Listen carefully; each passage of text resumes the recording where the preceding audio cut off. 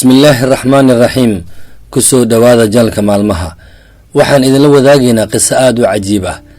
qisadan ayaa waxay ku saabsan tahay inaad alla malada u wanaajiso isla markaana aad ku kalsoonaato. qisadan ayaa waxay ku dhacday nin alla subxaanahu wa tacaala u nicmeeyey oo hanti fara badan haysta, hase yeeshee ninkani waxaa alla subxaanahu wa tacaala ku imtixaami jiro, taasoo ku sababtay in jirkiisa qayb ka mida uu shaqadii gabo. muddo badan ayuu ninkan la xanuunsan jiradan, wuxuuna gabay socodkii, balse waxay ahaataba wuxuu ahaa ninkan nin ku sabra waxa alla subxaanahu wa tacaala u qadaray.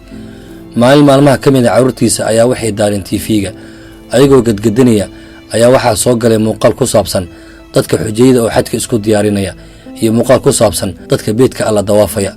markaasuu aad u ooyey, wuxuuna carruurtiisa ku yidhi, waxaan rabaa inaad beedka alle ii wadaan, waxaan hubaa in alla subxaanahu wa tacaala uusan ii hoojin doonin haddii aan halkaa tago arrintaydan u bandhigto, ee sida uga dhasyaha badan halkaa ha la igeeyo.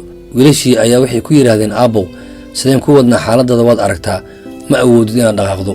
wuxuu yidhi, waa in aad si degdega ii wadaan, taas ayaan ku qanacsanahay. kadib aabbihii ayay soo wadeen wiilashii, waxayna keeneen xaramka, waxayna fadhiiseen meel u dhow kacbada. aabbihii wuxuu bilaabay inuu alla baryayo muddo 1 saac gudaheeda, wuxuuna ku celcelinayay 2 kelimood oo ahayd, yaa rabbi, magacaaga ayaan ku dhaaranayaa maanta inaad caafiso oon lugahayga ku socdo ama qabriga la igeeyo. sidaa ayuu ku celcelinayay isagoo aad u oynaya. kadib markii uu daalay ayaa waxaa qabatay hurdo, kursigiisii ayuu ku hurday. wax yar kadib wuu riyooday, wuxuuna arkay ayada oo loo dhawaaqay oo lagu leeyahay, istaag ee lugahaaga ku soco. 3 mar ayaa sidaa lagu celceliyey. kadib hurdadii ayuu ka soo toosay, wuuna istaagay, lugihiisa ayuuna ku dhaqaaqay. markaasuu wuxuu tagay kacbada agteeda, aad ayuu u qiilay, wuxuuna yidhi, allaha boqorka ahow, waxaan ku dhaaranayaa in aadan hoojinaynin ruuxii ku soo magan galo, amarkiisana kuu soo bandhigto. qisadan waxaynu ka faa'iidaynaa qiimaha ay leedahay inaad alla subxaanahu wa tacaala ku kalsoonaato, arrinkaagana aad u bandhigato.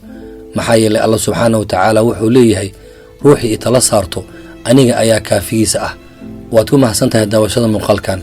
haddii aad ku cusub tahay janalka maalmaha, fadlan sabskaraab dheh gabaneelkan riix si ay kuu soo gaaraan waxyaabaha cusub aan soo dhigi doono.